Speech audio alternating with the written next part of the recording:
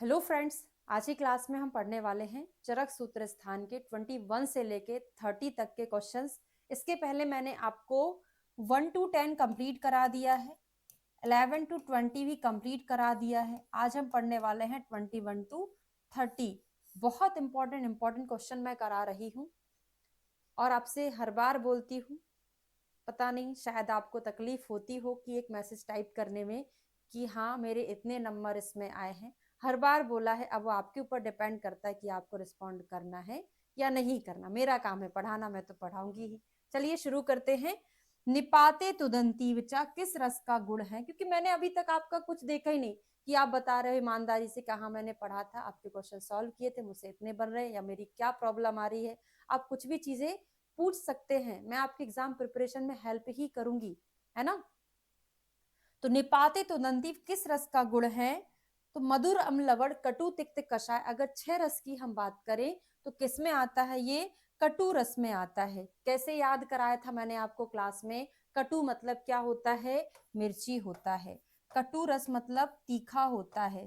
तिक्त मतलब तीखा नहीं होता, तिक्त मतलब तो होता है कड़वा।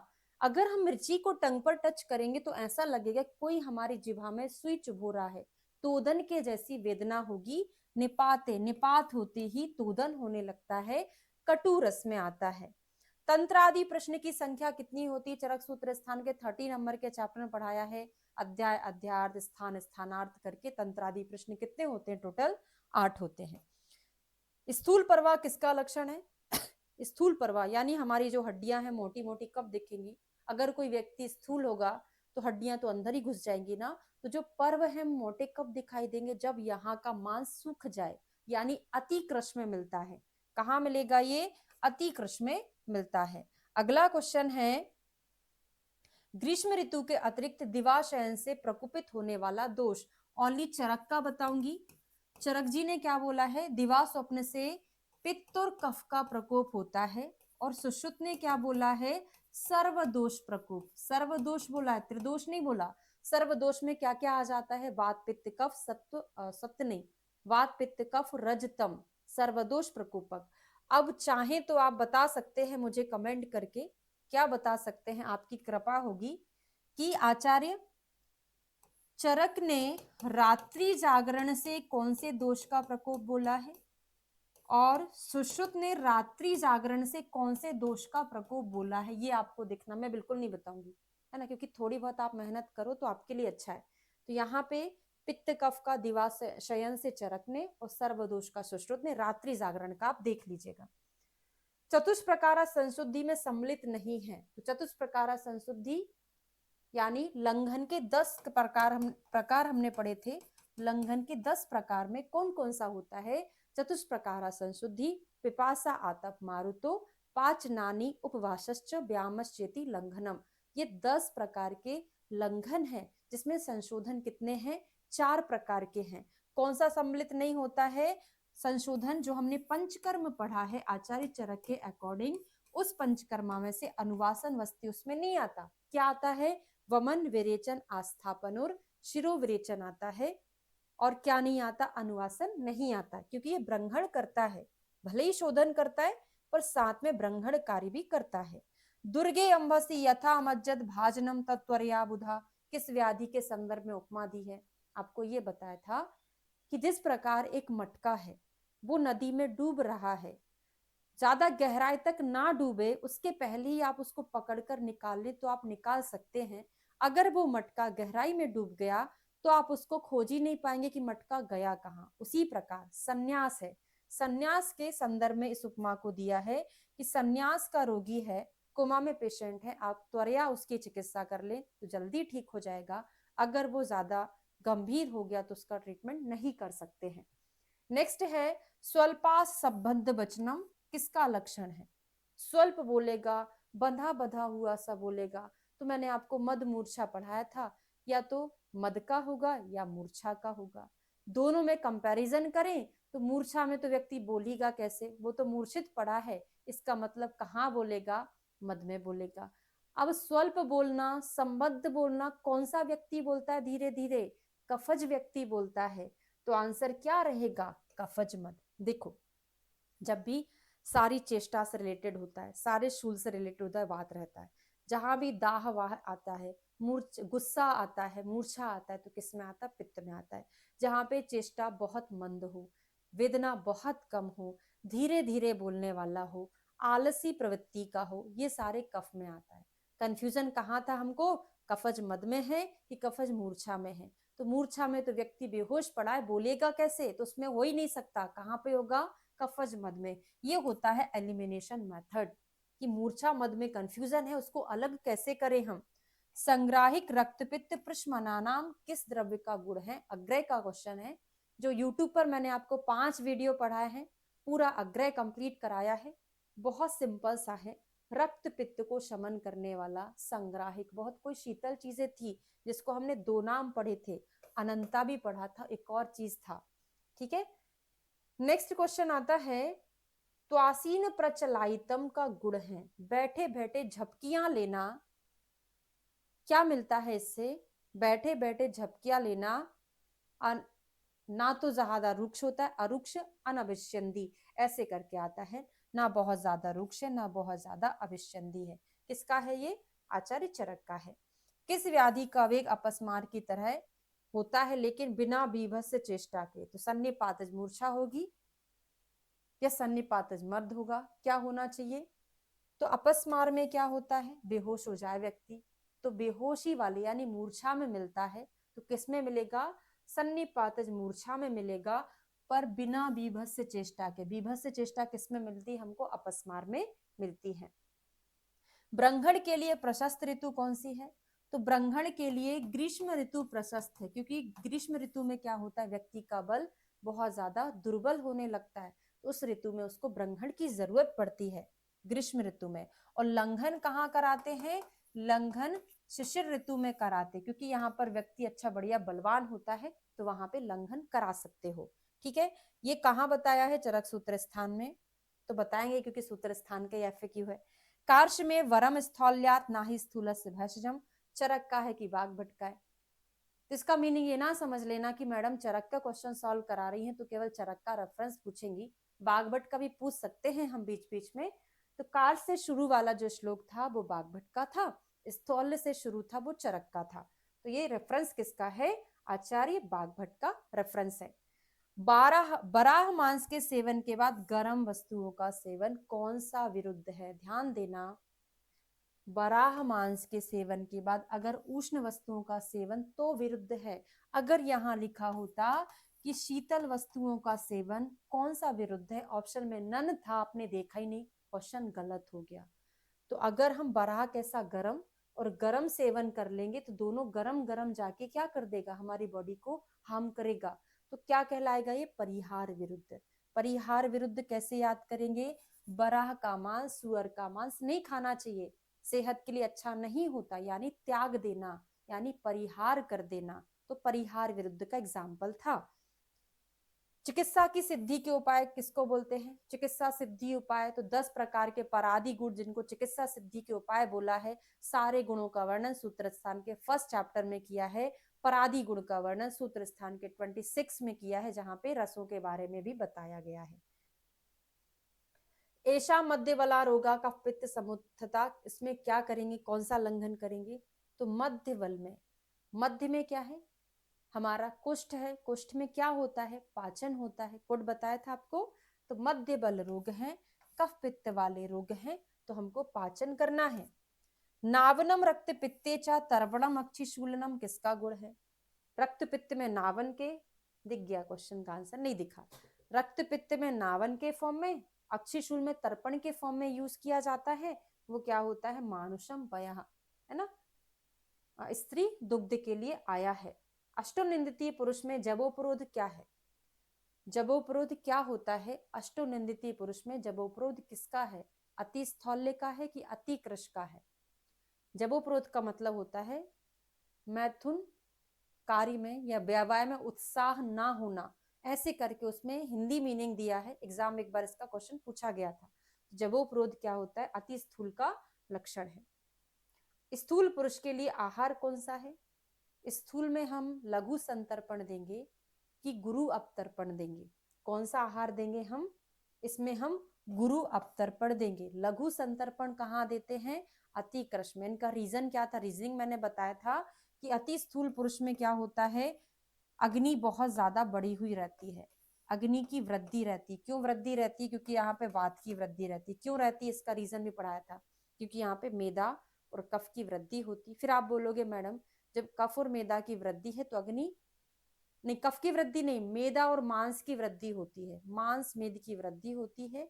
मांस मेद वायु को आवृत कर लेते हैं, जिससे कारण वायु कोष्ठ से बाहर नहीं जा पाती, कोष्ठ के अंदर ही अग्नि को दीप्त करती रहती है। इस कारण से व्यक्ति को भूख ज्यादा लगती है, वो ज्यादा खाता है और मोटा होता चलता है। इस कारण से उसकी अग्नि को, अग्नि तीव्र है, उसकी अग्नि को मंद करने के लिए, नॉर्मलाइज करने के लिए हमको कैसा आहार देना पड़ता है? गुरु। और अब तर्पण भी करे, ऐसा नहीं कि गुरु दे रहे तो मोटा कर दे। ऐसे ही सेम कॉन्सेप्ट होता है अति कृश में लघु संतर्पण। क्यों? अति कृश व्यक्ति की जो वायु होती है वो मंद होती है, लघु आहार देंगे, अग्नि दीप्त होगी, और वहां पे संतर्पण कारक आहार भी हमको देना चाहिए, क्योंकि धातु की पुष्टि भी हमको कराना है। तपनी इंद्र गोपावम पद्मालक्त सन्निवम किसके लिए आता है? तो खून के रिश्ते के लिए तप करना पड़ता है, तभी जाके वो मिलते हैं। तो खून का रिश्ता यानी शुद्ध रक्त के लिए आ है। सद्या फल क्रिया किसकी चिकित्सा है? तो मद मूर्छा संन्यास में से सद्या एकदम तुरंत चिकित्सा किसकी हम करते हैं? तो संन्यास की करते हैं। सद्या चिकित्सा संन्यास की करते हैं। आनुप मृग वसा में कौन सा हितकर है? आनुप मृग वसा में हितकर अहितकर दो चीजें हमने पढ़ी थी। तो हितकर कौन सा होता है? जो खराब होता है उसको हितकर बनाया था, जो अच्छा होता है उसको अहितकर बताया था, है ना? तो याद होगा आपको आनुप में कौन कौन कौन नहाता है? सुअर नहाता है ना, और हाथी और भैंसा, ये हमने पढ़ा था। तो उसमें बराह मांस अच्छा बोला गया था, बराह वसा अच्छा बोला गया था। अगला है सौमनस्य जनानाम। सौमनस्य जनानाम क्या है? मध्य और सौमनस्यता गर्भ जनानाम। देखो दो चीजें हैं, मध्य सौमनस्य जनानाम, सौमनस्यता गर्भ जनानाम, ये एक दूसरे का कारण है, बहुत ज्यादा इंपॉर्टेंट है। रोग समूहा नाम किसको बोला है? तो समूह में कौन चलते हैं? समूह में कौन चलता है? राजा चलता है। तो राजक्ष्मा रोग समूहा नाम। रोगाणाम क्या था? रोगों में प्रधान कौन है? ज्वर है, उसको रोगाणाम बोला था। दीर्घ रोगाणाम ऐसे कुछ बोला था, किसके लिए? कुष्ठ के लिए आया था। अनुसंगीणाम किसके लिए आता है? प्रमेह के लिए आता है। अनुसंगीणाम डायबिटीज की दवाइयां साथ साथ रखना चाहिए। तो राज्य एक साथ मैंने आपको 4 क्वेश्चन करा दिए हैं। दर्शनम श्रोता मेधा अग्नि वर्ण स्वरायुषाम किसके लिए आया है? तो कोड बनाकर याद कराया है आपको, याद होगा क्या बताया था? हीरोइन की जो तुलना है, मतलब नेत्र की तुलना है, किससे करते हैं? मोर के जैसे नेत्र हैं किसके? हीरोइन के। कान भी मोर के जैसे अच्छे बड़े बड़े, है ना?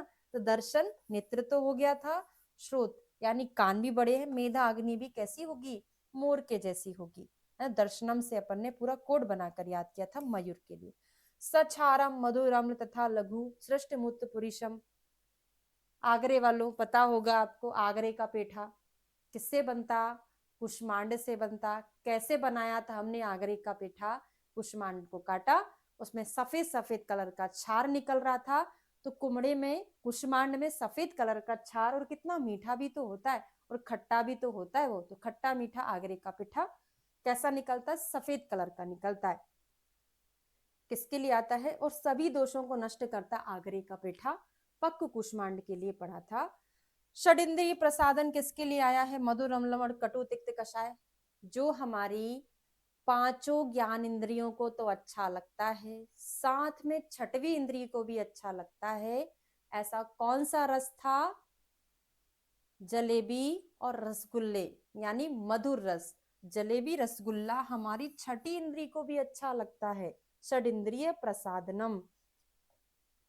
नेक्स्ट क्वेश्चन है, जो पक्षी अपनी चोंच या पैर से कुरेद कर, यानी खोज खोज कर, ढूंढ ढूंढ कर खाता है, उसको हम क्या बोलते हैं? विशिकर बोलते हैं। जो अपनी पैर से या चोंच से ढूंढ कर खा रहा है उसको हम क्या बोलेंगे? विशिकर। और जो प्रहार करके खाता है चोंच से, तो अमरूद कौन खाता है? तोता, पारावत, उनको क्या बोलते हैं? प्रतुद बोलते हैं। जो कोई जानवर किसी और से आहार को छीनकर खाता है उसको क्या बोलते हैं? प्रसह बोलते हैं। कैसे याद किया था कि छीनकर खाना, कौन व्यक्ति छीनकर खा सकता है? कोई बड़ा भरकम जानवर होगा और हमें उसके प्रहार को सहन करना पड़ता है, तो सहन करना यानी प्रसह में वो आता है। तीनों चीजें मैंने आपको ट्रिक से समझाई थी। वृश्य सर्वदोष हराणाम किसके लिए आया है? एरंड मूल के लिए, सॉरी शाल परणी है भाई। वृश्य वात हराणाम एरंड मूल, इसको आपको याद रखना, मैं गलती कर दी तो आप तो कर ही सकते हैं ना। तो वृश्य सर्वदोष हराणाम विदारी गंधा, विदा यानी सारे रोगों की हमने विदा कर दी, अब कभी नहीं रोग होगा, है ना। और वृश्य वात हराणाम कौन होता है? वात हर कौन होगा? एरंडी होगा, तो वो आता है वृश्य वात हराणाम एरंड मूल के लिए। अत्याग्नि में कौन सा फल प्रयुक्त होता है? तो पारावत यानी अमरूद का फल अत्याग्नि में हम यूज करते हैं। त्रिदोष शमनी वृश्या रसायनी किसका गुण है? तीनों दोषों को शमन करता है, वृश्या भी है, रसायनी भी है, यानी बाजीकरण भी करता है, रसायन भी होता है। बहुत फेमस था ये भी, मकोय, काकमाची हमने पढ़ा था, काकमाची या मकोय तीनों दोषों को शमन करता है, वृश्य भी है, रसायन भी है। शाखावातहर, इतना ज्यादा फेमस क्वेश्चन, एग्जामिनर वही वही देता है, हर बार पूछा जाता है, बहुत इजी हो गया अब तो। कौन सा?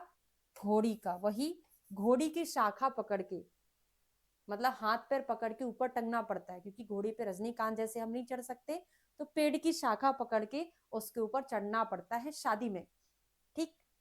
रस अस्रक मांस में मेदो जान दोषान हंती किस द्रव्य का गुण है? तो रस रक्त मांस मेद, ऐसा ही का ऐसा एक जगह और आता है, पर क्रम उल्टा सीधा होता है और वहां पर क्रमी भी लगा रहता है। तो किस में रहता है? वो गुण में रहता है। बताया था कि गुण में क्रमी लग जाते हैं तो क्रमी भी आएगा और चारों धातुओं का क्रम उल्टा रहेगा, पर सीधा सीधा किस में आएगा? जहां पर सीधा सीधा अनुपात होता है हरित की विभित की आमलकी का, यानी त्रिफला में। किस में आता है? त्रिफला का विभित की में, तो विभित की में आएगा, क्योंकि हरित की विभित की आमलकी हम जो त्रिफला में डालते हैं वो एक अनुपात में डालते हैं, तो यहाँ पे क्रम होता है। नेक्स्ट क्वेश्चन है आपका, भुक्त्वा दिवा प्रस्वपताम द्रव स्निग्ध गुरुणी किसका है? खाना खाने के बाद हाँ, भुक्त्वा चा, अब पहले तो ये बताओ, बाद में पूछूंगी। एक मांस व श्रोतो दृष्टि के कारण में भी आता है, ये तो दिवा प्रस्वपताम, प्रा यानी प्रारंभिक यानी सूत्र स्थान में बताया है, रक्त दुष्टि के कारण में या रक्तज रोगों के निदान में बताया है, रक्त दुष्टि के निदान में बताया है। बाकी भुक्ता दुआ दिवा स्वपताम, भुक्त्वा चा दिवा, मुझे आ ही नहीं रहा, क्यों नहीं आ रहा? सेंटेंस आप लिखना, भुक्त्वा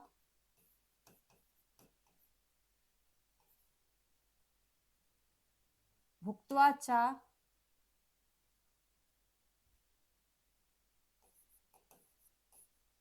स्वपताम दिवा, आ गया, आ ही गया आखिर। भुक्त्वा चा स्वपताम दिवा करके आता है, मांस व श्रोतो दुष्टि के कारण में आता है। मेधा स्मृति करापथ्या शोषकना किसके मांस का गुण है? क्लास में पढ़ाते समय आपको मैंने बताया था कि अगर कोई, आपकी बुद्धि कमजोर है, आपको स्ट्रांग बनाना है, तो अपने किसी दोस्त से बोलना कि किसी को फोन लगाना, उसको मुझे बोलना, मतलब उसको बोलना कि मेरे लिए कछुआ गिफ्ट कर दे, ताकि मेरी बुद्धि बढ़ जाए। अगर अगर आपको कोई कछुआ गिफ्ट करता है कुर्म, तो आपकी बुद्धि वर्धक होता है वो। तो मेधा स्मृति करा किसके लिए आता है? कुर्म के लिए आता है, याद होगा। यथा वानस्पते मूले छिन्ने किस दोष की चिकित्सा है? मतलब उपमा दी है कि जिस प्रकार वनस्पति का मूल हम काट दें तो सारे वृक्ष को सुखा देगा, उसी प्रकार अगर हम वात दोष को नष्ट कर दें तो सारे रोगों को वो ठीक कर सकता है।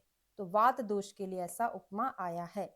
संशुद्धि शस्त्र क्षार अग्निकर्म किस धातुगत रोगों की चिकित्सा है?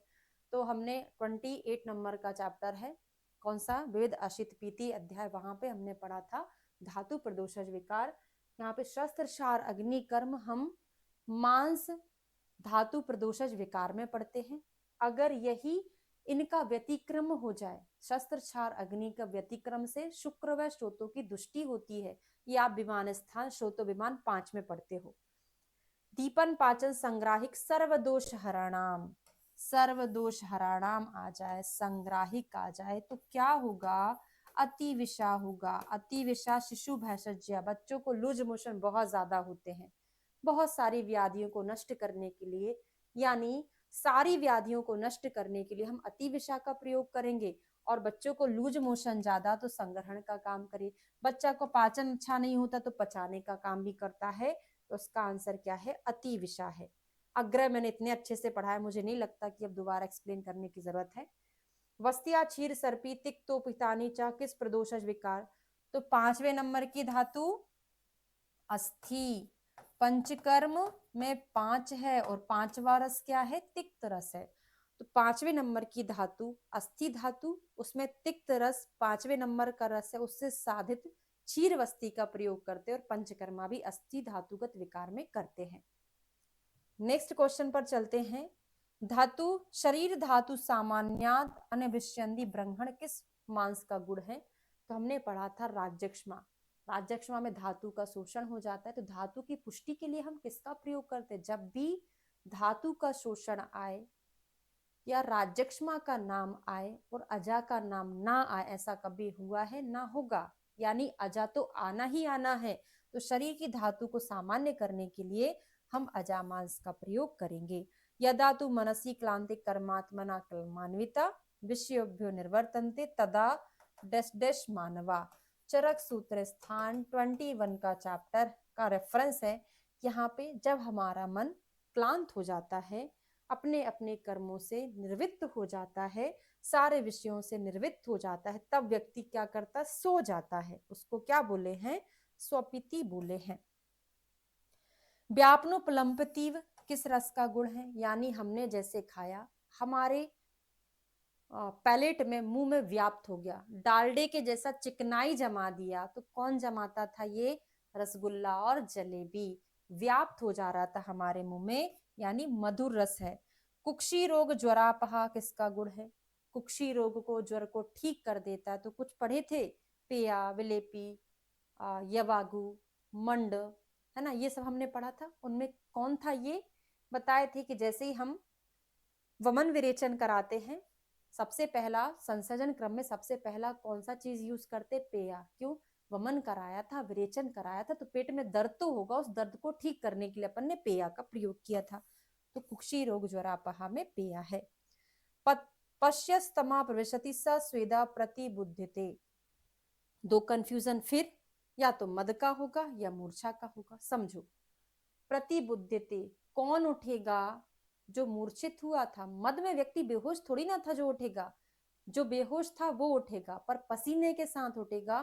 तो क्या इंडिकेशन मिल रहा है कि पित्त के कारण पसीना, तो पित्तज मूर्छा का होगा। तो पश्यस्तमा प्रसंधि सा स्वेदा, पसीने के साथ व्यक्ति उठ जाता है, तो पित्तज मूर्छा में था। नेक्स्ट क्वेश्चन पर चलेंगे।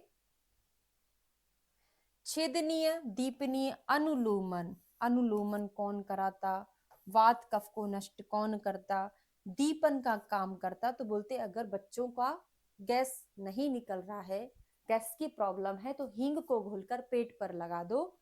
हींग क्या करता, अनुलोमन का काम करता है। तो क्या था ये, हिंगु निर्यास। वैसे हिंगु निर्यास नीम का पर्याय है, पर यहाँ पे हींग के ही लिए बोला गया है। आगार कर्णिका से किसकी तुलना की है, जिस प्रकार एक आगार कर्णिका की रक्षा करते हैं, उसी प्रकार हमें अपने हृदय की रक्षा करनी चाहिए। सूत्र स्थान के 30 नंबर का चैप्टर है। महत किसका पर्याय है, अर्थ का पर्याय है, अर्थ भी हृदय का पर्याय है, ये सब एक दूसरे का पर्याय है। विषम विवर्धयति, विष को वर्धन कौन करता, मधुर अम्ल लवण, लवण रस करता। विषघ्न कौन सा है, विष को नष्ट कौन करता है, मधुर करता है। रक्त का वर्धन कौन करता है, ये मधुर। दूषित कौन करता है और विवर्धन कौन करता है, तो विष का वर्धन और रक्त का वर्धन ये दोनों लवण करता है, और रक्त को दूषित करता है अम्ल। ये कंपैरिजन करके अपन ने पढ़ा था। नेक्स्ट क्वेश्चन पर चलते हैं। सोडित संघात भिन्नति, तो ये सोनित का संघात करता है, पर मैंने इसको लूज मोशन से याद कराया था कि आप क्या खा लेते हो, तो सुबह सुबह लूज मोशन हो जाता है। मिर्ची खाने से लूज मोशन होता है। तो मिर्ची मतलब क्या? कटु रस होता है। पढ़े थे? कटु रस सोडित संघात भिन्नति होता है। संग्राहिक वातहर दीपिनी वृश्याणाम किसके लिए कहा था? संवाद हुआ इस पे। सबसे पहले ऋग्वेद में एक ऐसी औषधि के बारे में संवाद हुआ कि वो वृक्ष है कि नहीं है। सा फॉर संग्राहिक, वा फॉर वातहर, दी फॉर दीपिनी। और संवाद क्या हुआ कि वृक्ष है कि नहीं है। तो ऋग्वेद में सबसे पहली औषधि बताई, उसके ऊपर क्वेश्चन मार्क लग गया, प्रश्न लग गया। तो कौन है वो? प्रश्नपर्णी है। क्योंकि एक मैंने संपादक पढ़ाया, एक संदीपा पढ़ाया, एक संवाद पढ़ाया, क्योंकि इसमें बहुत ज्यादा सिमिलैरिटी है। बस ये चीजें आगे पीछे रहती हैं, बाकी सब कुछ वैसे ही का वैसा रहता है। तो कंफ्यूजन हुआ था, है ना। जो पक्षी या पशु दूसरे से आहार छीनकर खाता है, तो अपन ने याद किया था प्रसय होता है। कुरेद कर ढूंढकर खाता है तो क्या पढ़े थे अभी? विशिकर था। विशिकर था। और प्रहार से खाता है तो उसको अपन ने प्रतुद बोला था। दृष्टि शुक्रघ्न, दृष्टि को नष्ट करता है, शुक्र को नष्ट करता है क्षार। क्वेश्चन आंसर लीक हो गया था गलती से। निर्वृत्ति, रिक्त स्थान की पूर्ति कीजिए। निर्वृत्ति के आगे क्या फिल करना है आपको? ये कहाँ का है भाई? मुझे भी नहीं आ रहा है याद, आंसर देख लेती हूँ मैं। पुष्टि कराणाम, ओके, अग्रय का है। निर्वृत्ति पुष्टि कराणाम। अगर आप सारी चीजों से निवृत्त हो गए हैं, मोटे हो जाओगे, मतलब टेंशन ही नहीं बचेगा कि आपको पढ़ाई करना। निवृत्त होके देख लो 2-4 दिन के लिए, दिमाग खराब हो जाएगा। अब मैं करूँ तो क्या करूँ, मोबाइल ही चलाते रहोगे, है ना। तो निवृत्ति नहीं लेना है आपको अभी, बाद में लेना, जब बढ़िया जॉब लग जाएगी उसके बाद। निवृत्ति पुष्टि कराणाम, ठीक है। भेदनीय, दीपनीय, अनुलोमिक, वात, श्लेष महाराणाम। तो भेद किसके? अम्ल, रस के भेद। अम्ल क्या है? रस के भेद में आता है ना, मतलब मधुर, अम्ल, लवण, कटु, तिक्त, कषाय। अम्ल रस का एक भेद है। तो भेदनीय दीपनीय करके आएगा। और वहां पे क्या था? वहां पर भी हिंगू वाले में भी यही चीज था, पर वहां पे थोड़ा सा अलग था। छेदनी करके अपन ने कुछ पढ़ा था, है ना, शुरुआत में। क्लेद, मेदो, वसा, मज्जा, लसिका, पुए, स्वेद, मूत्र, पुरीश आदि का शोषण करने वाला कौन है? तो हो गया ना, सारी धातुएं ही तो बता दी। तो सर्व धातु शोषक, सर्व धातु शोषक या बहुत सारी चीजों को सुखाने वाला कौन सा रस होता है? तिक्त रस होता है। एक अशन, एक काल अशन, एक समय भोजन करना और बढ़िया सुख से रहना। कौन रहते हैं ऐसे? ऋषि मुनि रहते हैं। एक समय खाएंगे, सुख से रहेंगे, है ना। तो सुख परिणाम कराणाम एक काल अशन के लिए आया है। ऊर्धा चाधा बात अनुलोम्य क्रम किस लवण का गुण है? ऊपर और अधो मार्ग से क्या करता है? मलों को निकालता और वात का अनुलोमन करता है। ये किसके लिए आया है? देख लेते हैं। विड लवण। तो वात का अनुलोमन, वात अनुलोमन, वा से अपन ने विड करके याद किया था, विड करके मैच किया था। ग्रहणी, कास, हिक्का, श्वास, अर्शाम, हितम। तीनों भाई बहन एक ही कुल के, और तीनों के तीनों को अर्श हो गया। हिक्का का श्वास जब भी आता है, तीनों भाई बहन से अपन कोरिलेट करते हैं। तो तीनों भाई बहन जो कि एक ही कुल के थे, उनको अर्श हो गया है। तो कुल यानी कुलत्थ किस में आता है? ये कुलत्थ में आता है। नाचा सर्वाणी शरीराणी व्याधि क्षमत्वे समर्थानी भवन्ति। व्याधि क्षमत्व का वर्णन कहाँ? जब अच्छा खाओगे पियोगे तो अच्छी इम्यूनिटी रहेगी। कहाँ पे अच्छा खाने पीने का वर्णन है? मतलब विविध अशित पीति अध्याय यानी सूत्र स्थान के 28 नंबर के चैप्टर में व्याधि क्षमत्व का वर्णन किया गया है। यत् सारम आदो गर्भस्य गर्भ रसाद्रसा। पहले शुरुआत का पढ़ के डर गए कि पता नहीं कौन सा क्वेश्चन आ गया। बाद में पढ़ा कि अरे ये तो मैं जानता हूँ, गर्भ रसाद्रसा किसके लिए आया है? ओज के लिए आया है। जानते थे कि नहीं? जानते थे। अवदंश क्षमम हृदयम वातला, रिक्त स्थान की पूर्ति कीजिए।